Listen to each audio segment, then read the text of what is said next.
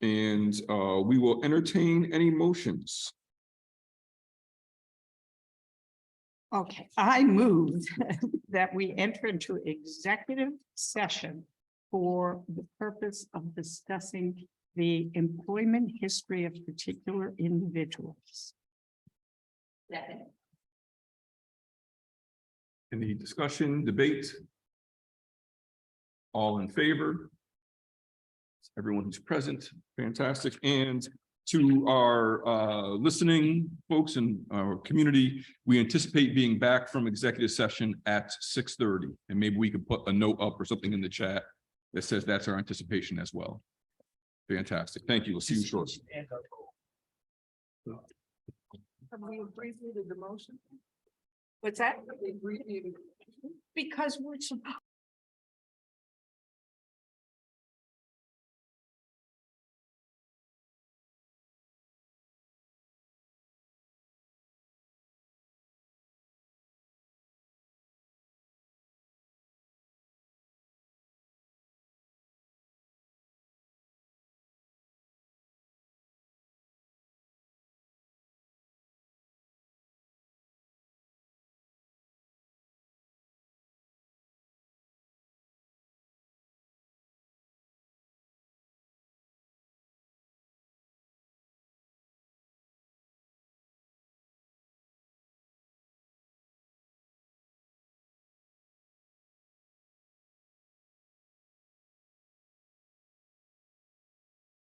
To make it 10.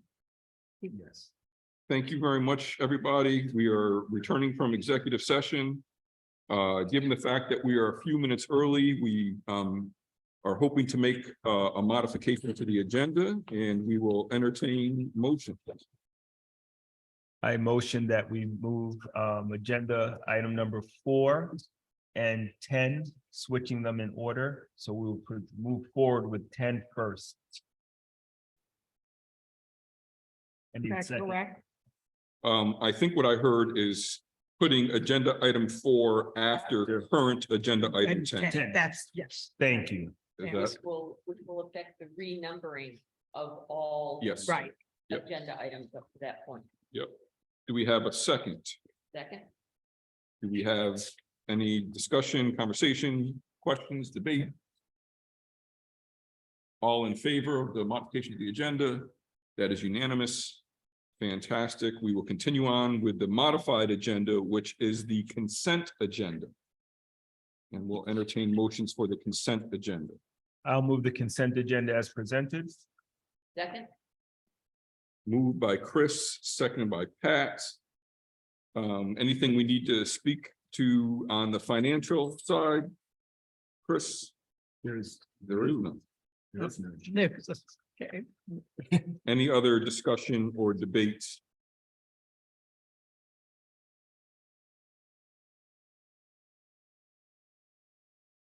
Hearing none. We will call the question. All in favor of the consent agenda? The motion passes unanimously. Thank you very much. That moves us relatively quickly to the superintendent announcements and updates.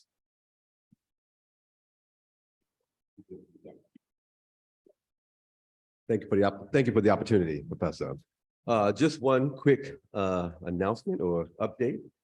As you folks who've been around and watching our work, this is the time of year where we tend to have administrative shifts, and we tend to like to announce those shifts in administrators at board meetings like tonight. And I'm sort of stalling as long as I can to make sure some people come into the room behind me and look like some are here. So let's take this opportunity to first say thank you. Thank you to a wonderful educator.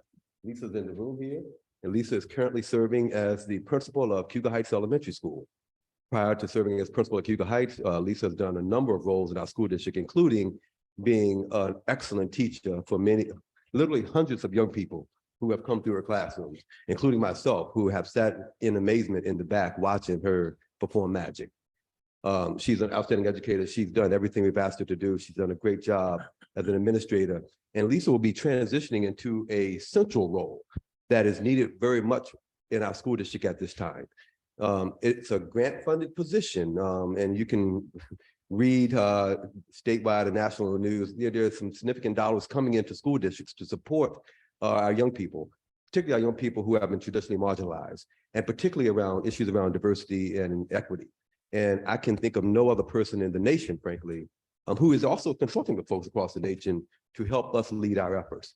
So I'm happy to announce, I know she's announced to her school community, but Lisa Sahashabude will be transitioning into a new role. And, you know, we get interested, we have titles here. If you want to say your title out loud for folks. Awesome. We're getting used to that title. I just know her as a wonderful educator, equity and diversity officer. So Lisa will be working very closely with me and members of the executive team, importantly with all other administrators, and most importantly, with the young people we all serve. So just a special thank you and looking forward to the work ahead, Lisa. Yeah. Thank you. And with that type of a transition of a powerful educator, you know, as we said at the last board meeting, what do we do when we transition a great leader? We tend to appoint another great leader. And tonight, thanks to the board and your approval of the consent agenda, we are appointing Eileen Granger as the principal of Cuba Heights Elementary School. And importantly, I could say the same things about Eileen. While she didn't have 30+ years of experiences in our classrooms, I've sat, and so has Mrs. Grover, by the way, sat in her classroom as she's done amazing things for young people. An Ithaca College grad, has grown up here in our local community. I'm going back to our first board meeting, and the board tasked me to bring in educators from across the country to do this work. And importantly, you want to have a significant number of people who have grown up in Ithaca become educators. I can think of no better example than Eileen Granger. Not only has she grown up here, she's served and worked with young people all over the world. Ask her about her experiences overseas. She's done amazing work here. The past year, she served as principal at Enfield when we needed her most. She stepped up and did a wonderful job as principal of Enfield Elementary School. And now we've asked her to transition to, wait for it now, the school in which she went to elementary school. And that's gonna be tough, it's always tough, but I can think of no better person to take on that great challenge at this time, but Eileen Granger. And I was hoping, I think she's gonna probably show up at some point and we can cheer her on too. But two amazing educators who've contributed to our school district and committed to our school district are gonna be transitioning into two new roles going into July 1 of 2023. That's all I have. Thank you for the opportunity. That is significant. Thank you. And thank you, Lisa, as well, for all your tireless work for the school district. That is fantastic. I'll wait for Eileen to come before we say any more, to make sure that we also give both a proper recognition, but we will continue on with our agenda, which brings us to school district business. And we have 3 policies on the agenda for board colleagues. Each of these policies have been through a policy committee meeting. They've been to the full board for a first reading. They've been back to the policy committee, and now they're before you again for a second reading and adoption. It's part of our 4-part process. And for folks who love language, please do join our policy committees. We really get into the language around our policies. And the first policy is 0115. And that is a policy on student harassment and bullying prevention and intervention for a second reading. And it's correlates with the next one, which is policy 0115-R, which is the regulation. And just briefly, I think, as I said before, we are already putting these in practice. These policies bring our policy in line with what we're currently doing in our district. So to begin with, we'll entertain any motions. I'll move policy 0115, student harassment and bullying prevention and intervention for a second reading and adoption. Second. Moved by Moira, seconded by Chris. That's what I heard first. My apologies. Discussion, debate, conversation, questions.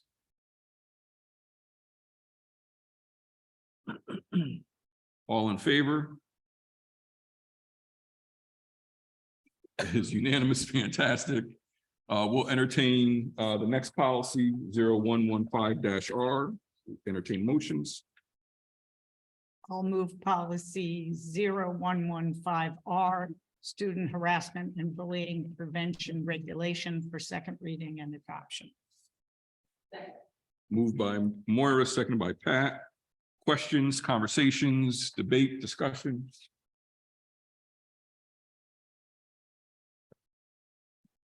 All in favor? Sure. Yep, please. Can you just simply explain what the difference is between 10.3 and 10.4? Between 116 10.3 and and 10.4 are, right now, we're voting on 10.2. Do you need that question answered before? Oh, I'm sorry, I moved ahead to 10.3, sorry. We'll get to that in a sec, that one in a second. But my question still might apply. Yep, So the students brought up to our attention the need to do more regarding a particular form of harassment, sexual harassment. Yep. And executives, Lily, and others put together some information with the help of students that was put all around the school.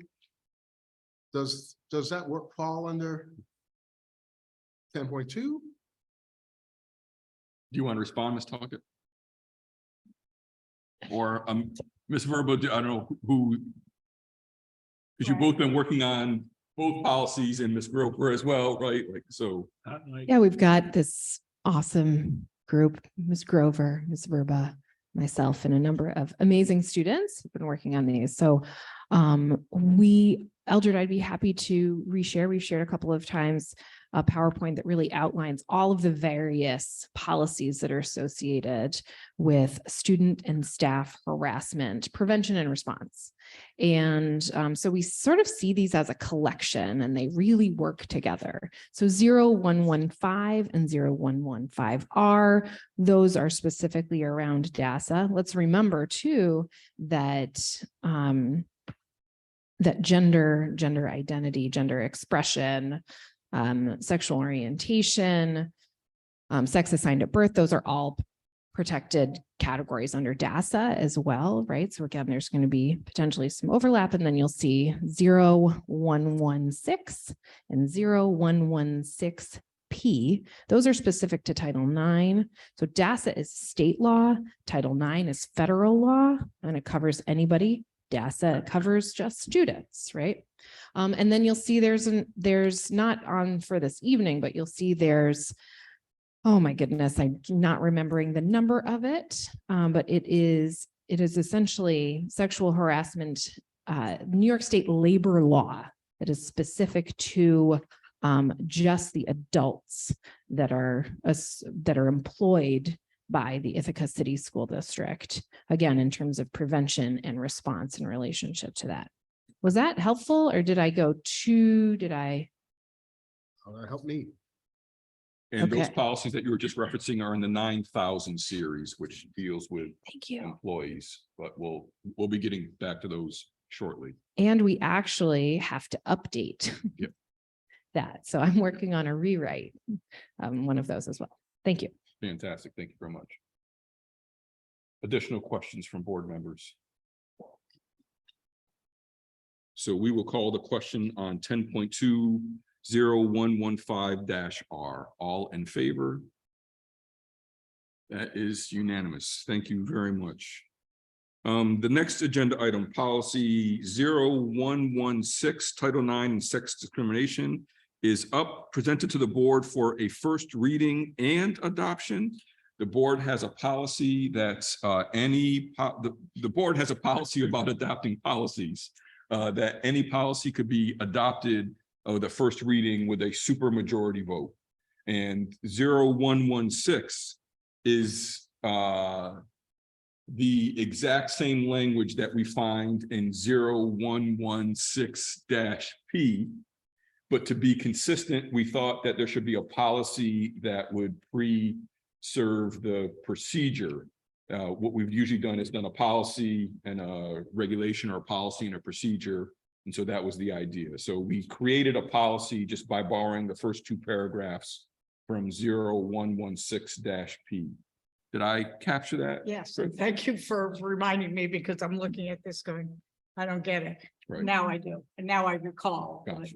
what we decided. So you have seen the language before, you just saw it in 0116-P. Now you're seeing it as a standalone for 0116. Got So with that, we'll entertain motions and then you can tell me how confusing my language was. Okay, I will move policy 0116, titled 9 and sex discrimination for first reading and adoption. Karen. Moved by Moira, seconded by Karen. Discussion, debate, clarifications, questions. Hearing none, all in favor? It's unanimous, the policy passes. That then brings us to 10.4, which is policy 0116-P. This is the procedures for our Title IX. And again, this is will be the second time that board members will have seen this, and twice in the policy committee. So we will entertain motions. I'll move policy 0116P, Title IX and sex discrimination procedures for second reading and adoption. Second. Moved by Moira, second by Eldred. Questions, debates? Get on the record, man. Hearing none, we'll call the question. All in favor? That is unanimous. Thank you very much. And then the last of our policies, as we mentioned, last full board meeting, has been a phenomenal exercise in multiple iterations of writing a policy. And thank you to Carrie Burke and Dr. Dundali for all the work around this as well. But this we broke up, it's listed here together, but it's policy 5423, policy 5423-R, and 5423-P, administering medications to students. And I think, again, as we mentioned, it was also a good exercise for us to review our practices, get some clarity on some things from legal counsel, and to change some of the things that we've been doing, both because the law has changed and some of the things that we've been doing have changed as well. So that's where we find ourselves. That was a great team effort. So we'll entertain motions. And we can do them all together, I believe. Okay, I'll move policy 5423, 5423-R, 5423-P, administering medication to students, policy, regulation, and procedures for second reading and adoption. Second, Moved by Moira, seconded by Chris. and we have questions. Questions? Yes.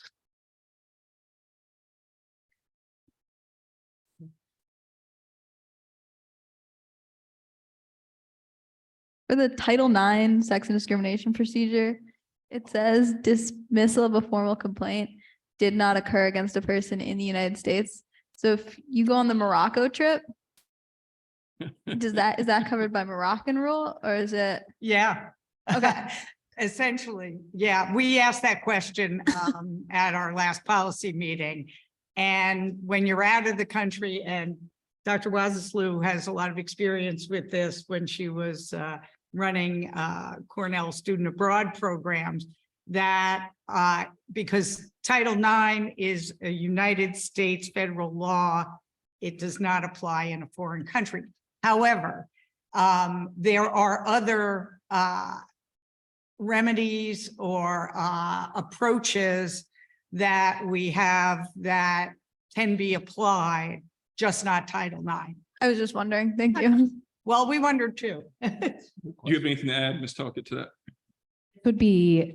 You nailed it. That's exactly what it is.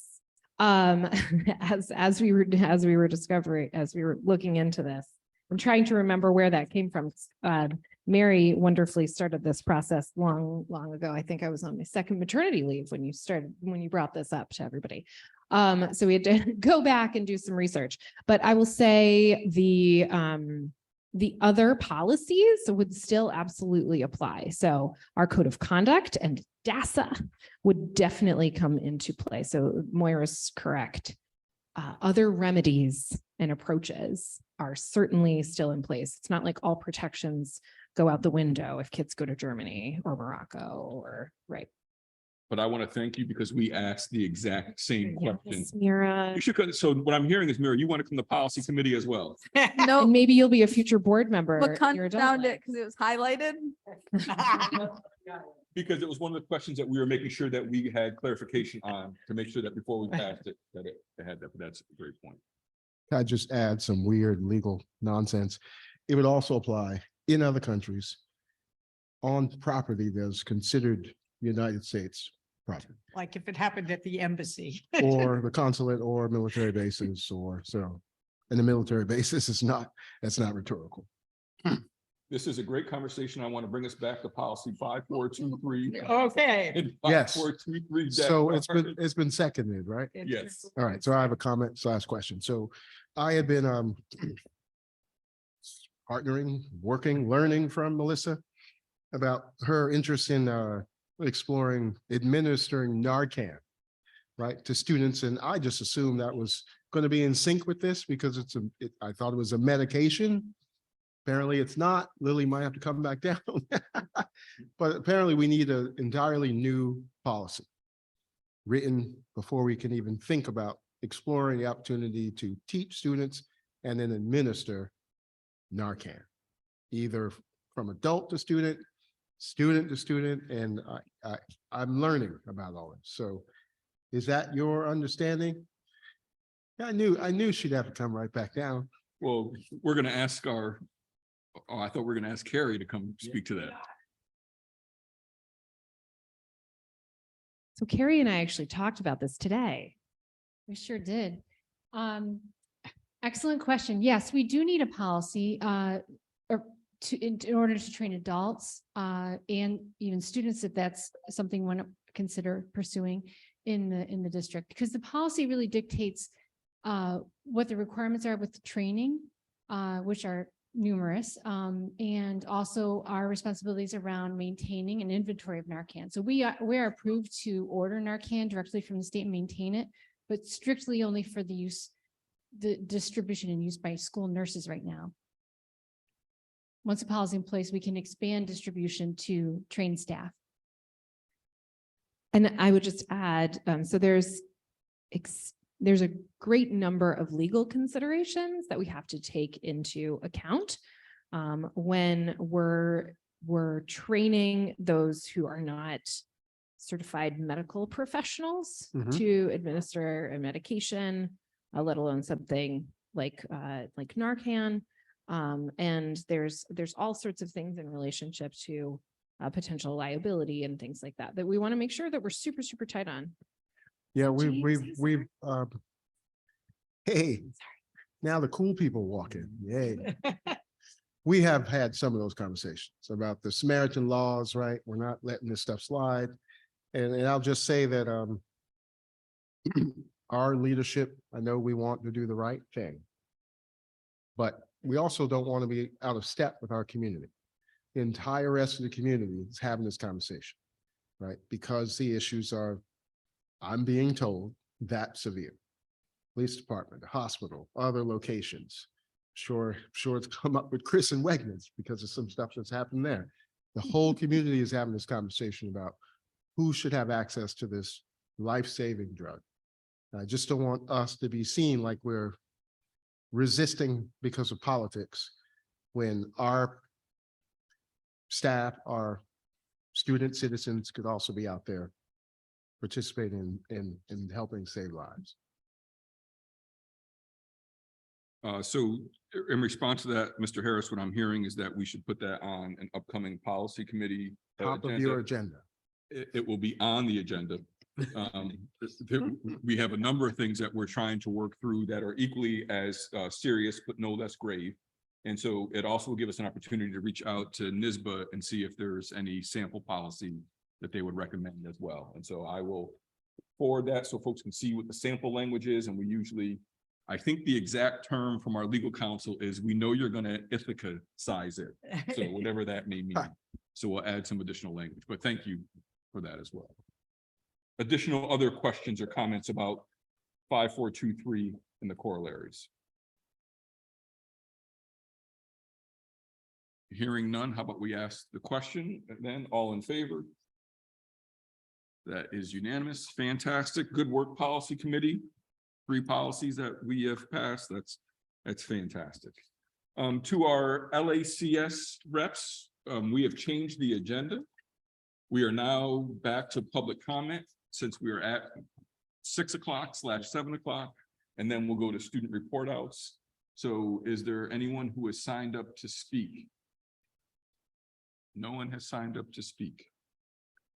Fantastic. With that, You don't. I do not mean fantastic. I will remind folks, by all means, please reach out to board members in a host of ways. Use the Let's Talk portal, make phone calls, emails. We want to engage with people. So that's what I was meaning to say. Yes. Do you want to have the students present, and then we'll come back to you? I was going to make that happen if that works.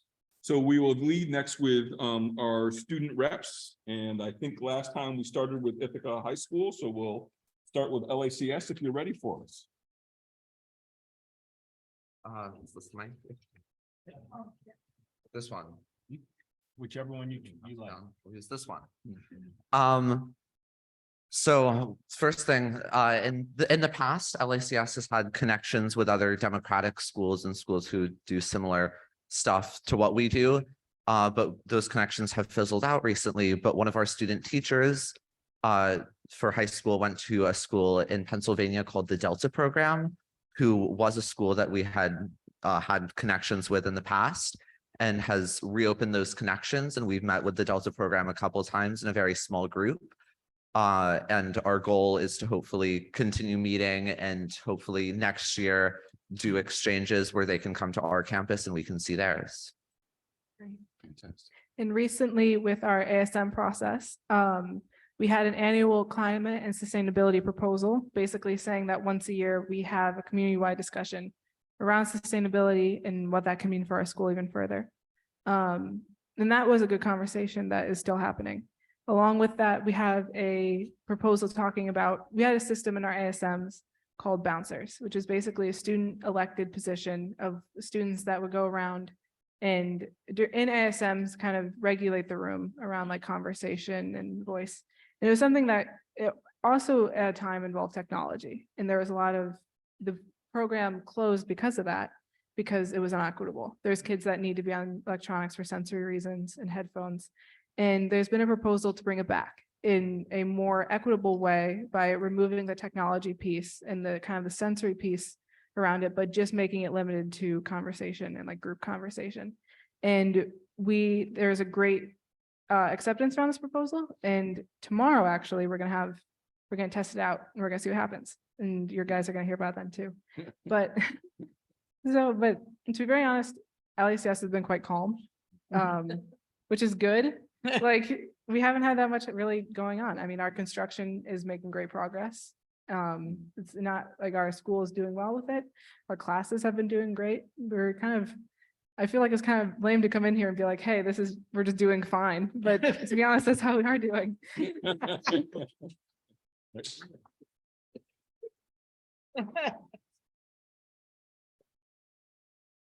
Thank you, LACS. Ithaca High School. Yeah, so we're currently in the middle of our second AP week, which is why Grace isn't here. Claire isn't feeling well, so she wasn't able to make it either. In other news, the IHS varsity tennis team won our stack championship.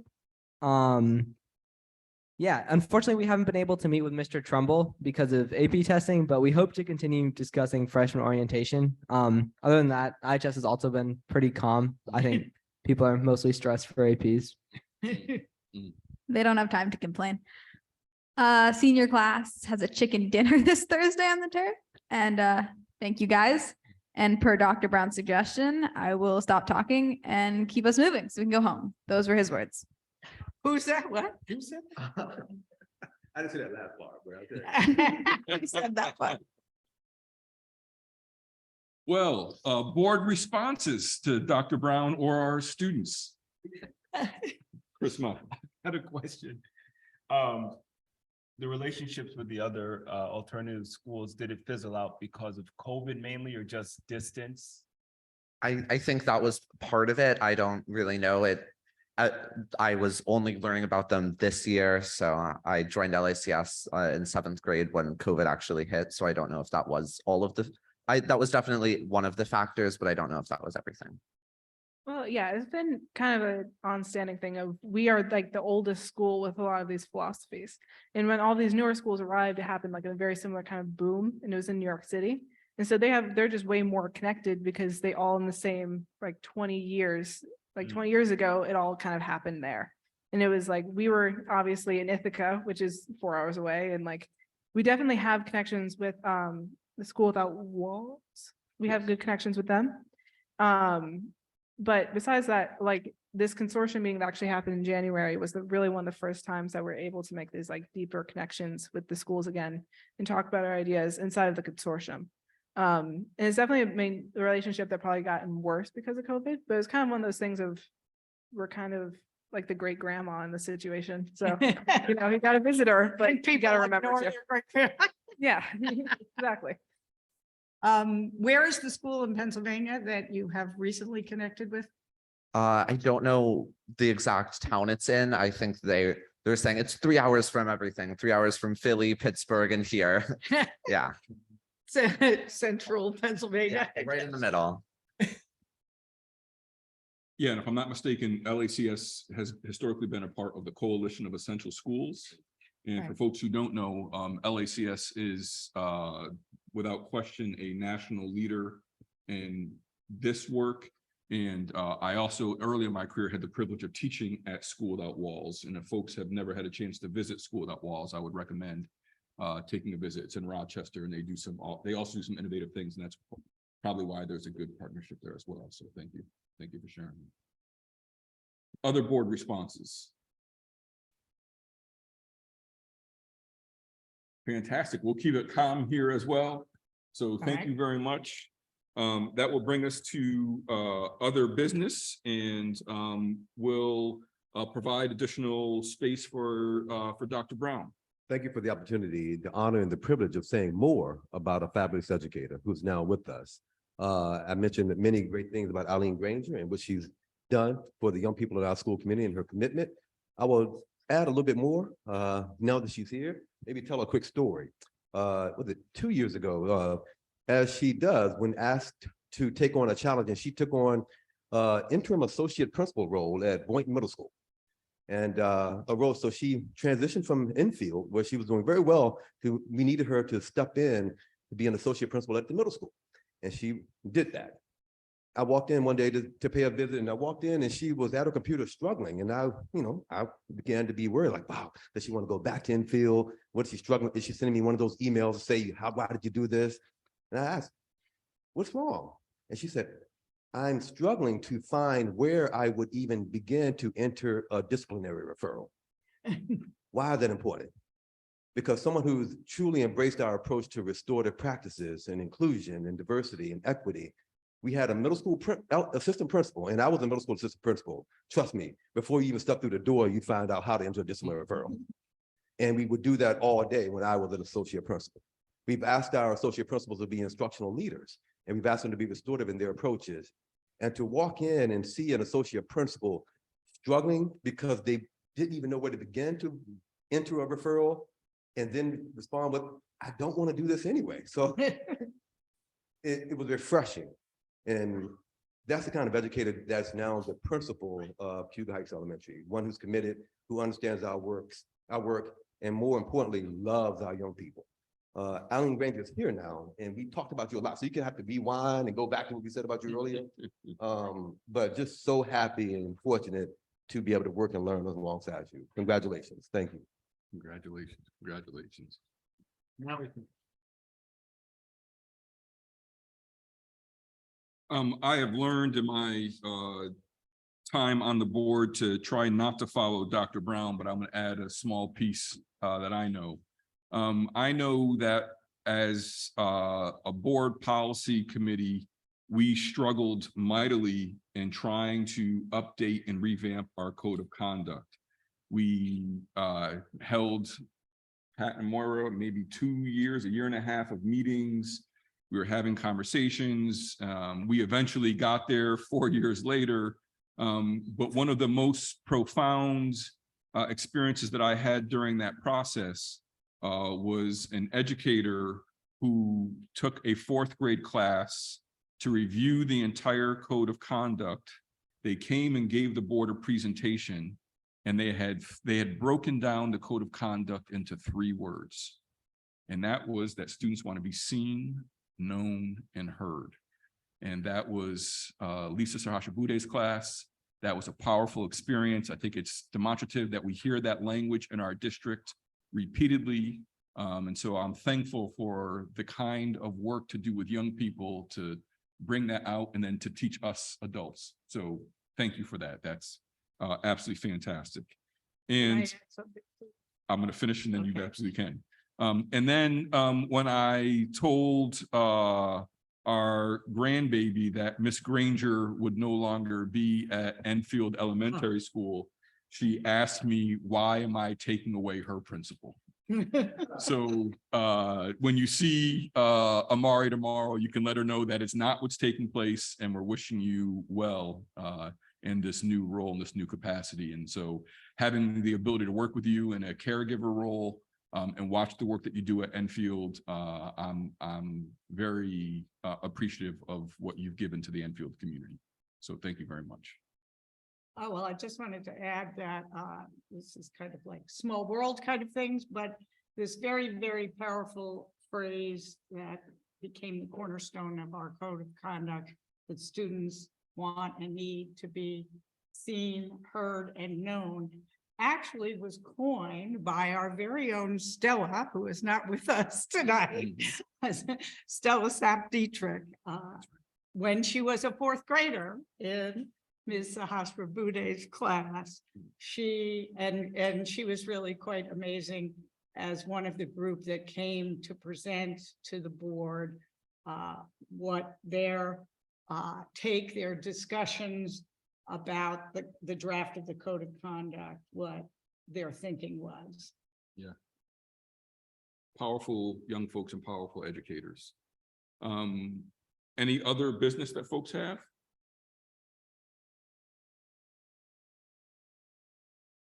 Yes, there is an election upcoming next Tuesday. I said during the budget hearing that school board members are not allowed to advocate for a budget, but we are allowed to advocate for folks to exercise their right to vote. And please do go out and vote next Tuesday. Check the district website to make sure that you know where your polling station is, because they have changed since our last election. And there is additional information that you can find there, particularly around the budget, including an amazing FAQ page to answer folks' questions. And if there is no more, I will take the opportunity to bring our meeting to a close. Thank you all very much.